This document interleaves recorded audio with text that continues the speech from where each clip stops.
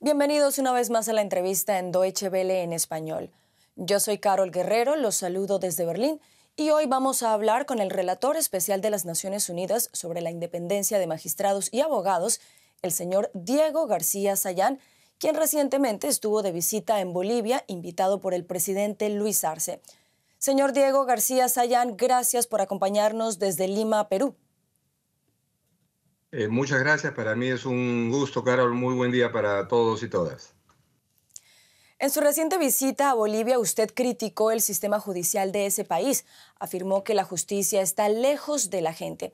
¿Nos puede explicar, por favor, de forma más detallada cuáles son, desde su punto de vista, los problemas que afronta la justicia boliviana?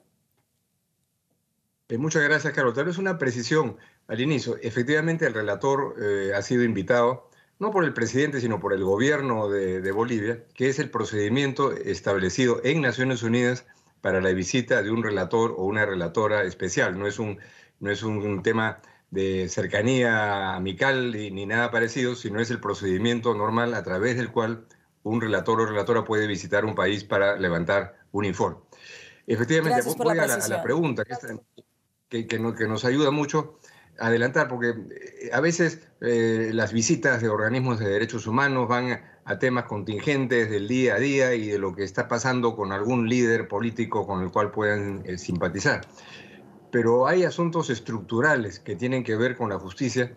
Uno de los principales, y si no el principal a nivel histórico en un país como Bolivia, es el acceso a la justicia.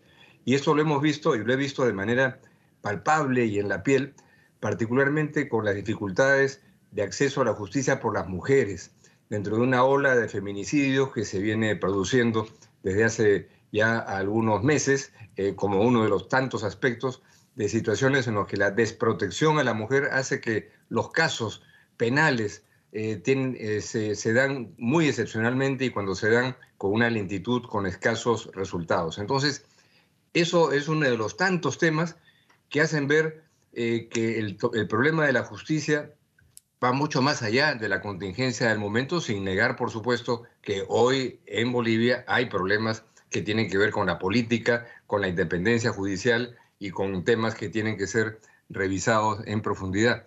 Pero ese es un tema central, el acceso. Y el otro vinculado, ya no solo en asuntos como el de la mujer, en un país como Bolivia, con pueblos indígenas de distinto orden, pero particularmente quechuas y aymaras, que son prevalecientes demográficamente en el país, la justicia indígena no está siendo adecuadamente potenciada, promovida, pese a que la norma constitucional es bastante amplia y conceptuosa en esa materia. La ley específica que se dio algún tiempo después acaba recortando el funcionamiento de la justicia indígena y por eso puse énfasis también en revalorar la justicia indígena, en establecerle facultades y competencias que hoy día paradójicamente están cercenadas. De manera que hay varios temas, llamemos estructurales, sobre los cuales podríamos hablar. Bueno, ¿cree usted, a propósito de varios temas, cree usted que estas críticas al sistema judicial boliviano también se hacen evidentes en el caso de la expresidenta interina Yanine Áñez, quien se define como una presa política? ¿Cómo lo ve usted? Mira, las calificaciones particulares las puede hacer cada cual. El relator tiene que ir a asuntos sustanciales. Cómo está funcionando el sistema en cada caso y en este caso. Y ahí el relator ha sido muy enfático en establecer por lo menos tres asuntos fundamentales. Primero, que en todos los casos, y por supuesto en este caso de la expresidenta Áñez, tiene que garantizarse el debido proceso, todas las garantías del derecho a la defensa. En segundo lugar, en la medida en que ella está privada de libertad por orden judicial, establecer claramente, y eso lo he dicho tanto en las reuniones privadas como públicas, establecer que la responsabilidad de la salud e integridad física de una persona privada de libertad corresponde 100% al Estado, de manera que tiene que garantizarse de manera integral. Me alegro que una de las derivaciones de la visita haya sido el levantamiento de la huelga de hambre de la expresidenta Áñez, que ocurrió a las 24 horas de que terminara mi visita.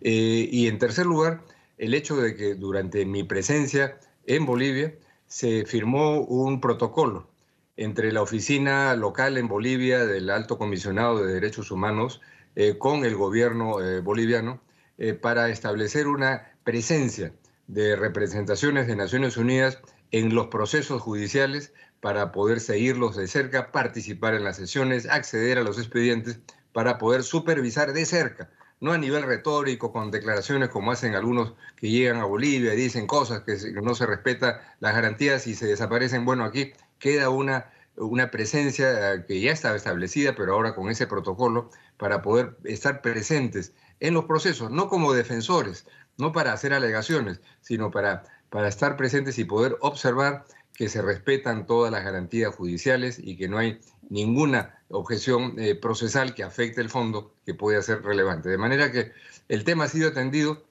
pero no como algunos querían, con retórica, hacer declaraciones rimbombantes, bueno, sino ir a lo concreto, cómo se garantiza su integridad física y cómo se establece una supervisión de las garantías judiciales básicas que en este caso, como lo enfaticé varias veces en mi curso de mi visita, tienen que ser con toda escrupulosidad supervisadas. El estudio también señala que magistrados y fiscales están expuestos a presiones e injerencias externas, en particular por parte de sectores políticos. ¿Ha habido algún tipo de compromiso por parte del gobierno del presidente Luis Arce para al menos intentar evitar este tipo de escenarios? Mira, lo que otra vez planteando las cosas en positivo. Evidentemente hay un problema, si no el relator no hubiera ido a Bolivia, y hay un problema, como lo dice el informe preliminar, que la justicia independiente es un objetivo a conseguir. Eso se dice con todas sus letras. Entonces, ¿cuáles son las expresiones concretas que hay de eso? Por ejemplo, la Constitución de Bolivia establece un procedimiento que no es usual en el mundo y obviamente tampoco en América Latina, de elección, de votación popular para elección de los miembros de las altas cortes. La Corte Suprema, ya se llama Tribunal Supremo, Tribunal Constitucional y otros espacios. Ese procedimiento no está funcionando de manera apropiada. Primero, porque los procesos de selección de candidaturas son bastante politizados y en segundo lugar, porque la participación del electorado es muy pequeña. La mayor parte de gente no concurre a expresar su opinión a favor o en contra y más bien con una cantidad de electores disminuida, la mayoría lo hacen en blanco o anulando su voto. De manera que uno de los temas que hay que revisar, y así lo hemos enfatizado con todos los sectores, es el procedimiento de la selección de quienes integran las altas cortes, y para ello uno de los componentes importantes, ya que estamos hablando de normas constitucionales, es promover un encuentro, un debate nacional para encontrar respuestas y soluciones para mejorar los procesos de selección y hacerlos más independientes y más participativos de la población si es que se quiere garantizar, mantener el tema del voto popular, entre otras cosas, estableciendo un mecanismo pluralista y participativo de designación de las candidaturas. De manera que hay una serie de temas que tienen su propia complejidad, que no se resignan al discurso simplista de decir la independencia judicial, existe la independencia judicial, no existe, sino temas concretos que tienen que ser abordados y uno de ellos es muy importante, es el proceso de selección de las altas cortes, que en este momento no es suficientemente representativo y por supuesto no es adecuadamente plural como tendría que ser. Bueno, permítame por favor sacarle un poco de Bolivia para hablar más bien en materia regional. ¿Cómo considera usted que funcionan los sistemas judiciales de América Latina? Mira, es difícil hacer una generalización, pero indudablemente en América Latina y en otros lugares del mundo, la tentación del poder político de intervenir en la justicia o hasta de controlarla en mayor o menor medida existe. Que ello pueda tener un efecto real depende de muchos factores, depende de la solidez democrática de una sociedad, de la fuerza de las instituciones judiciales y de su propia legitimidad, pero indudablemente hay problemas, hay amenazas en distintos lugares de América Latina. He sacado una nota en El País hace 10 días, no estoy revelando ninguna infidencia, acerca de la intrusión política en el proceso de la actuación del sistema judicial en Guatemala. Algo muy duro ha ocurrido también en El Salvador en materia de destitución de los integrantes de la Sala Constitucional de la Corte Suprema de ese país, y así podríamos poner ejemplos en todos lados. Entonces, la independencia judicial no es que esté siendo arrasada en todos lados, pero sí que hay tentaciones que a veces tienen un camino abierto por la debilidad de las propias instituciones. Pero también quiero incidir en otro aspecto que a veces no se considera como parte del escenario cuando se habla de la independencia judicial. El poder político quiere meter las manos y las narices en varios países, sí, es verdad, y que tengan éxito no dependerá de la sociedad y de la fuerza de las instituciones judiciales.